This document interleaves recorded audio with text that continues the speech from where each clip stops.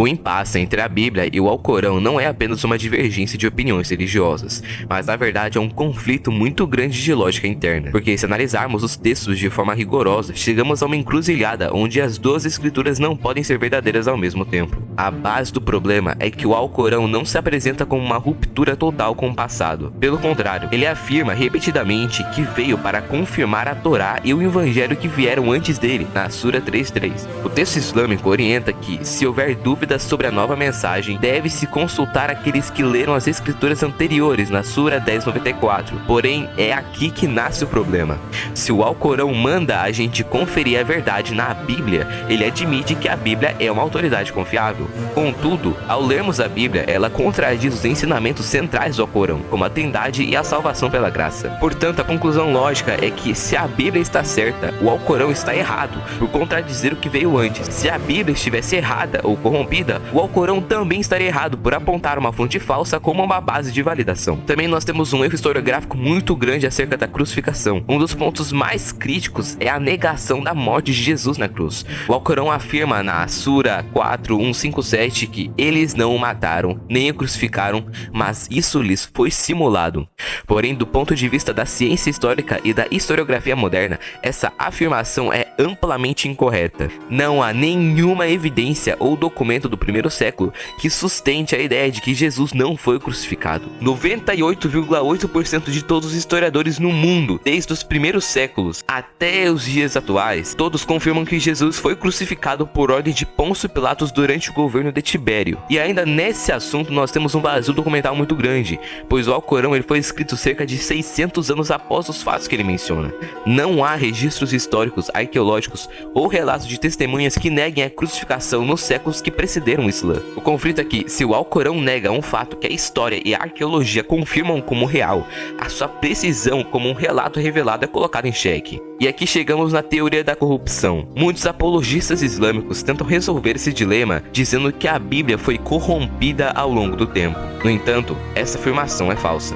Na parte de manuscritos antigos, nós temos cópias da Bíblia como o Códice Sinaíticos, datada de 300 a 325 depois de Cristo, centenas de anos antes de Maomé nascer.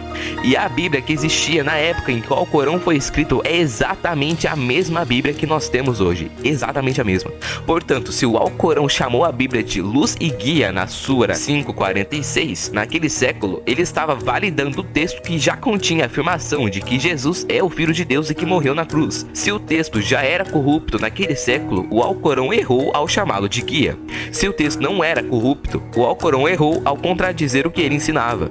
E agora nós entramos na parte da identidade de Jesus, pois a Bíblia ela é centrada na divindade de Cristo. Em João capítulo 8, versículo 58, Jesus afirma sua eternidade. Antes que Abraão existisse, eu sou. E em Mateus capítulo 28, versículo 19, ele estabelece a base da Trindade. Porém, o Alcorão nega a divindade de Cristo de forma veemente, chamando de blasfêmia a ideia de que Deus tenha um filho, na Sura 5.72. Isso cria um impasse absoluto. Jesus não pode ser apenas um profeta, como diz o Alcorão, e ao mesmo tempo ser Deus encarnado, como diz a Bíblia. Uma das duas revelações deve estar comunicando uma identidade falsa sobre a figura central da fé, e como nós sabemos, é claramente o Alcorão. Para facilitar ainda mais a sua compreensão sobre esse assunto, o dilema ele pode ser resumido em 3 cenários simples. Cenário A: a Bíblia é a palavra de Deus preservada. Resultado: o Alcorão é falso, pois nega a divindade e a crucificação de Cristo, que são verdades bíblicas.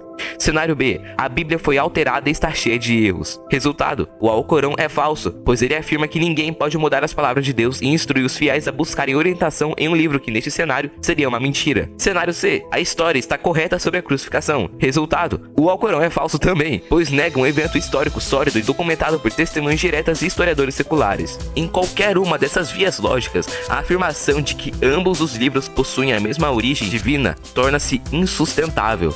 Se a base cristã estiver correta, apoiada por manuscritos e evidências históricas da ressurreição, a estrutura teológica do islamismo perde completamente o seu ponto de ancoragem. Se você quiser ler o artigo completo sobre esse tema, o link está na descrição ou no comentário fixado no site do Contraponto. Se você tem alguma dúvida sobre esse assunto, você pode comentar tanto lá no site quanto nos comentários desse vídeo que eu vou responder suas dúvidas. Todas as fontes de o que eu comentei aqui estão na postagem no site do canal. Também não se esqueça de se inscrever no canal, ativar o sininho das notificações para você não perder nenhum vídeo novo, deixar o like e compartilhar esse vídeo para alguém. Muito obrigado por assistir até aqui e Jesus te ama.